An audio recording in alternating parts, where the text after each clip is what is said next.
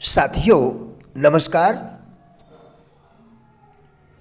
कब हमें कोई चीज़ वास्तव में वह जैसी है वैसी ही दिखाई पड़ती है और क्यों, आज हम इसी विषय पर आपके साथ वार्ता करेंगे।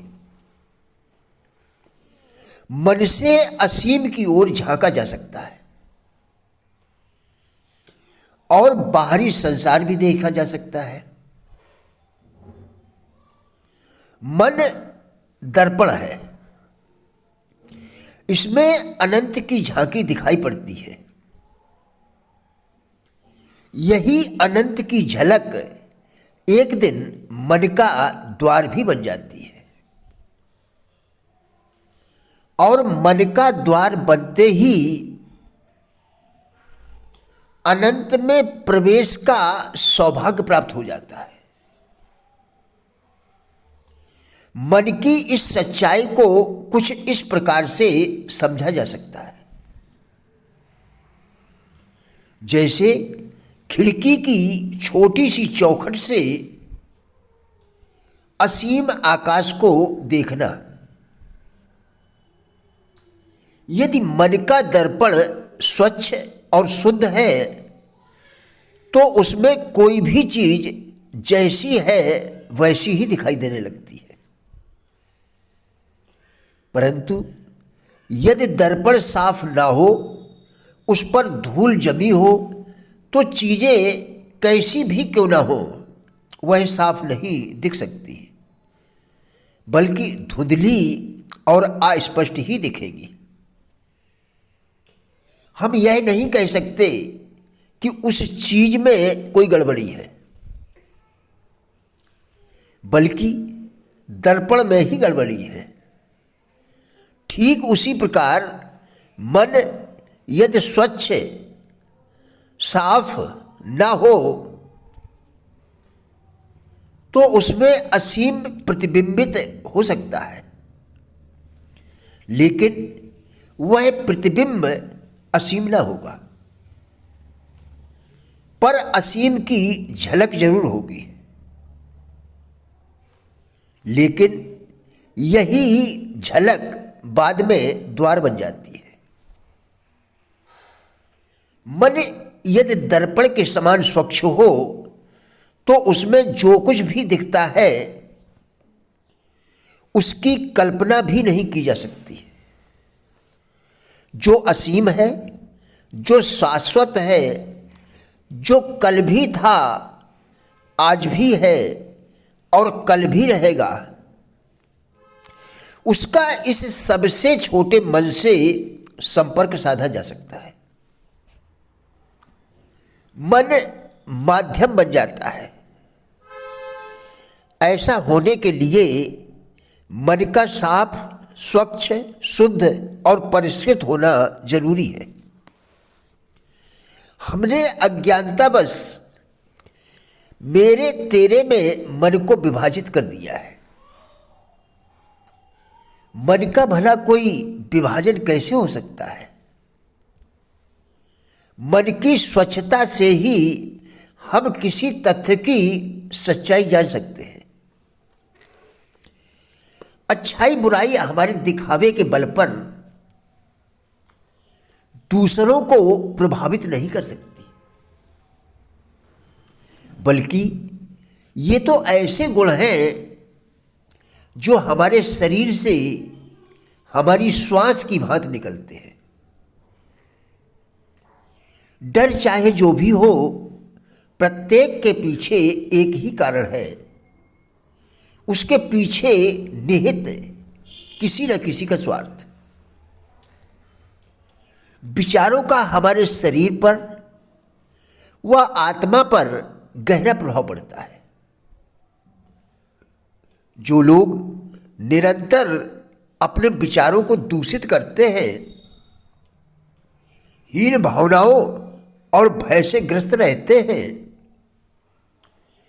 उसकी शक्ति कम हो जाती है और वे अपने मार्ग से भटक जाते हैं।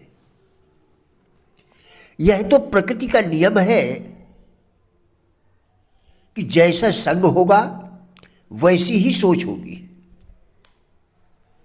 इसलिए सदैव बुद्धिमानों, आशावादियों और कुछ करने वालों के साथ ही बैठने का प्रयत्न करें। यदि निराश व असफल लोगों के साथ रहेंगे तो असफल ही होंगे। कोई भी कार्य केवल उसी दशा में पूरा हो सकता है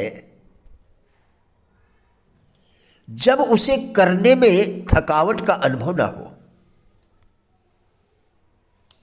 हर प्रकार के अनुचित व्यय बंद कर दो,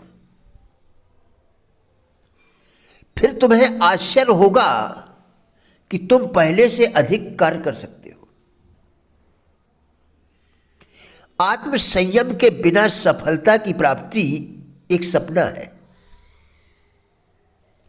आत्मसंयम के बिना सफलता की प्राप्ति एक सपना है। अपनी भावनाओं पर विजय पाकर ही मनुष्य कठिनाइयों को लांघ सकता है। सुंदर विचार होना संपन्नता अर्जित करने की पहली सीढ़ी है। मन की स्थिति बदले बिना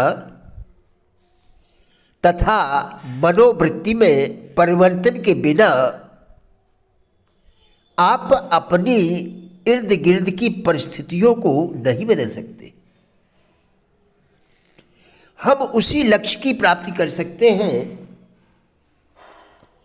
जिस लक्ष्य की ओर हमारे जीवन की समस्त शक्तियां केंद्रित कर दी जाएगी। सफलता के लिए आत्मचिंतन जितना सहायक होता है उतना कोई अन्य उपाय नहीं होता। सफलता के लिए आत्मचिंतन जितना सहायक होता है उतना कोई भी अन्य उपाय नहीं होता। आत्मसंबोधन से, मन के साथ वार्तालाप करने से मनुष्य की दिन दूनी रात चौगुनी उन्नति होती है।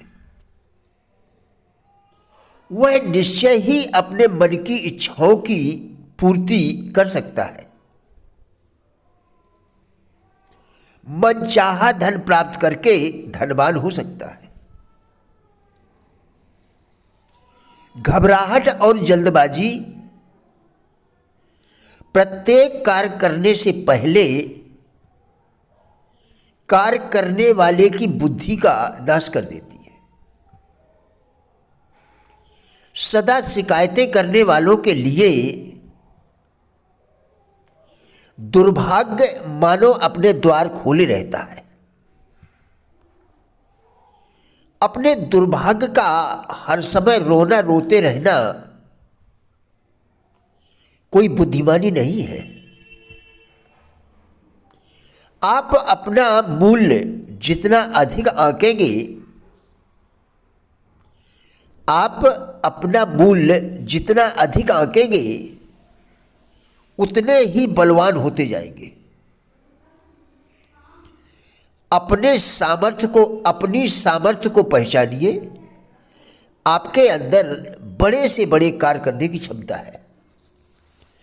प्रिय साथियों, राजेंद्र बलहाटिया यूट्यूब चैनल के सभी वीडियोस एक अच्छी जिंदगी जीने के लिए अत्यंत ही उपयोगी है।